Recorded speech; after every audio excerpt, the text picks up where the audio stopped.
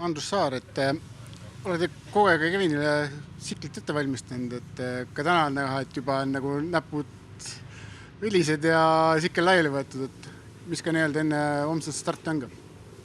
Jaa, eks uus rada nii Kevini kui minu jaoks on väiksed väljakutsed, väikseid tehnilisi probleeme, aga saame jagu, pole hullu.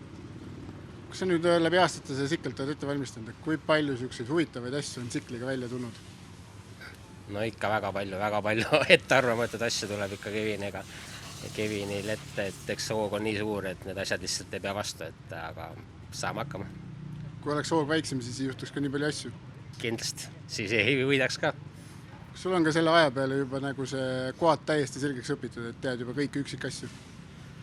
No ja muidugi tean, aga eks tuleb alati uusi asja nagu praegu, et su süütepooli kinnitus murdus ära, et ei ole kunagi varem juhtunud, et tuleb uusi asju ikka. Kuidas sellised asjad juhtud, et süütepool ots murdub ära? Ei oskagi öelda, pole seletust. Olge Kevinil mehaanikut, saate teada. Aga tänud sulle ja edu homseks! Aitäh!